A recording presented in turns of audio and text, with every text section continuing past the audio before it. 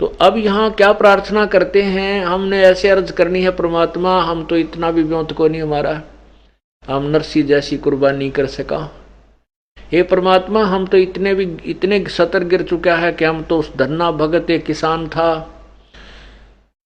और वो किसान बीज बीजने जाता है, किसान कभी भी बीज दान नहीं कर सकता, वो चाहे उसके सारा कुछ दान करवा ले।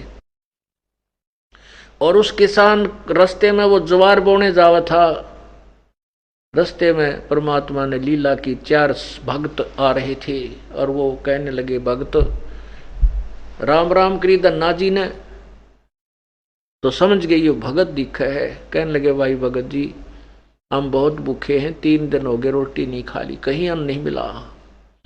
ये राजस्थान का मामला जान गया भगत जी भी, एक बार उतने भूखे होंगे, बिल्कुल नहीं मिला होगा। तो उसने कहा, भाई मेरे पास ये ज्वार है, ये बीज ये ले लो। तो भूखे मरे थे, जब वह खा गे धका के भीतर ने नोकी न सूखी, तो जब सारा उन चारों ने वो 2 दड़ी पक्की ज्वार खा ली। अब भगत जी ने सोचा है घर के लड़ेंगे, भाई घर वाले ऐतराज करेंगे, उन्हें काकर इकट्ठी कर ली, कंकर, और डाल ली उसी डोले में जिस ते ज्वार बीज जाकर। तो जाकर के अपनी वो ज्वार कंकर बीज दी। पड़ोसी साथी किसानों ने सोचा ये बीज रहा है, लड़ाई से डरते ने वो ऐसे ड्रामा सा करके और आ गया करने। कुछ दिनों के बाद और दूसरे किसानों के तो वहां ज्वार उगगी, और भगत जी के मतीरा की बेल, ये तुम्बे होते हैं, उनकी बेल इतनी ज्यादा उगगी उसके खेत में, और इतने मोटे मोटे वह तुम्बे लगे हुए। वो तो वैसे उगते हैं वहां पर फसल के अंदर ही, उनके केवल तुम्बे हैं, कोई फसल नहीं, क्योंकि बीजा नहीं रखा था। तो उसकी पत्नी कंजूस गणी थी, लड़ोकी गणी थी, और वो भगत जी दान दून में खूब जोर रखा करता था। वह बहुत गर्म मिजाज की थी। उसको पता चला कि तुम्हारे खेत में तो मतीरे यानी तुम्बे की बेल है, इसे मोटे मोटे तुम्बे पड़े हैं ज्वार को ना।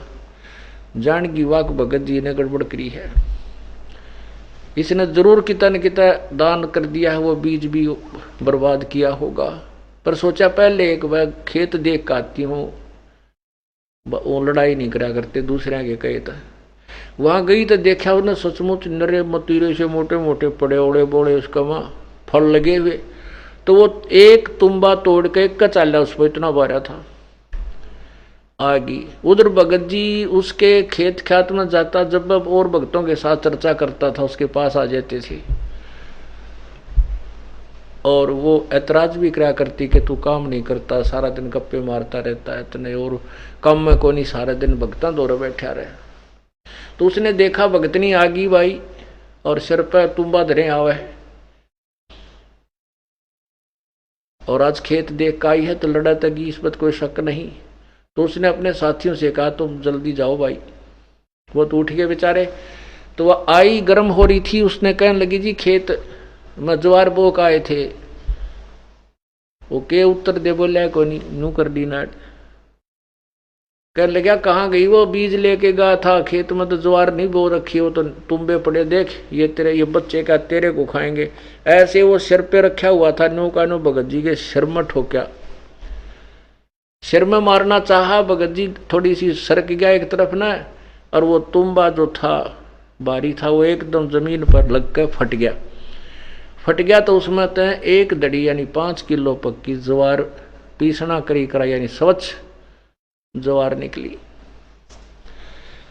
अब वह भगतनी एक बार तो भगत जी की तरफ देख रही है, जो ऐसे करके दूसरे आक्रमण की बाट देखा था क्या करेगी, और कभी उस ज्वार की तरफ देख रहा है कि ये ज्वार, वो देख रही है कि ज्वार कितना है इस वतीरे में। फिर भगत जी तो लड़ाई तो दी छोड़वा, चद्दर लेकर भाग ली उल्टी है, उस ज्वार को उठा के घर न रख गई। वहां क्या करा उसने, अपनी चद्दर बिछाई, मतीरा ठाया, उड़ा फोड़ा, उसमें दड़ी पक्की ज्वार निकला है, 5 किलो पक्की एक में। पागल सी होगी, क्यों भूख मरी थी ये। ढेर लाग गया ज्वार का, दन्ना जी भी पहुंच गया, आसपास के लोगों को पता लगा, ग्रामीण को वो भी पहुंच गए। फिर वह लागी डौन ज्वार को, गठड़ी बांधर चल पड़े।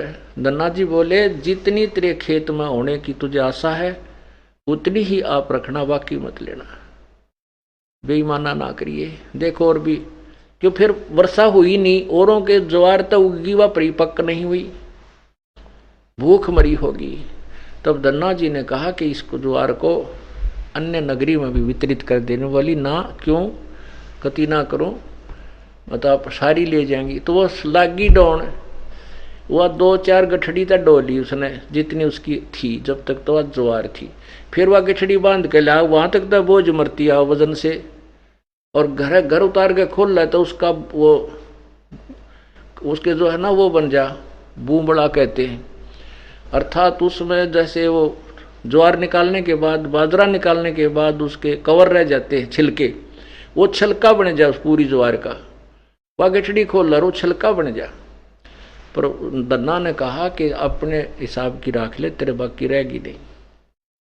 वह बैठ गया अपना चुप। उस धन्ना ने कहा बाकी ग्रामीणों से कि भाई तुम भी अपने बच्चों के लिए ले जाओ इस वजह। तो यहां हम ये प्रार्थना करते हैं कि धन्ना जो नरसी था उसके पास धर्म पुण्य ज्यादा था, भक्ति पुण्य भी था, कर्म थे।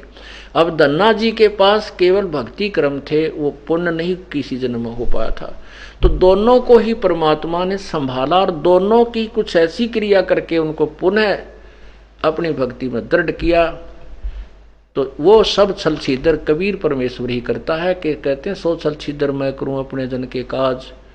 तो वो परमात्मा ही हमारा हितैषी है। हम अभी तक किसी अन्य भगवानों को अपना जो है साथी मानते थे, सहयोगी मानते थे, संरक्षक मानते थे, वो नहीं थे, क्योंकि वो तत्व ज्ञान की रोशनी में हमें अब स्पष्ट नजर आ रहा है। गीता जी अध्याय नंबर 15 के श्लोक नंबर 16 और 17 में 3 भगवान बताए हैं। एक क्षर पुरुष, एक अक्षर पुरुष। क्षर पुरुष ये ब्रह्म है जो 21 ब्रह्मांड का मालिक है, अक्षर पुरुष ये परब्रह्म है जो 7 संग ब्रह्मांडों का प्रभु है। लेकिन ये केवल किए हुए कर्म तक ही सीमित है, ये नाशवान है, इनके प्राणियों के भी शरीर नाशवान है। 17वें श्लोक में 15वें अध्याय में गीता जी में कहा है कि उत्तम पुरुष है तू अन्य है, जो और वास्तविक भगवान है इन दोनों से भी न्यारा ही है। और वही परमात्मा इति उदाहरते वही भगवान कहा जाता है। और वही तीनों लोकों में प्रवेश करके सबका धारण पोषण करता है। वो अव्यय ईश्वर है, वो अविनाशी परमात्मा है। वही सबका धारण पोषण करता है, सबको वही देता है। जैसे अक्षर पुरुष एक पेड़ है, निरंजन वाकी डार, तीनों देवा शाखा है, ये पात्र रूप संसार। यानी मूल से ही, जड़ से ही पूरे पौधे को खुराक जाती है, आहार जाता है।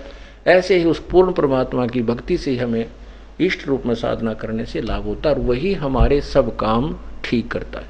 तो यहाँ यही प्रार्थना की जाती है, परमात्मा हम तो इतने भी योग्य नहीं रहे कि धन्ना जी जैसे हम बीज भी बांट दें, नरसी की तरह हम सब कुछ लौटा भी नहीं सकते। प्रभु हम तुच्छ आत्माओं को तो आपने जैसे उचित लगे ऐसे ही सुधार करना होगा। आप हमें अपनी भिक्षा की भीख अवश्य दे दें। बोलो सतगुरुदेव की जय। बोलो सतगुरुदेव की जय हो।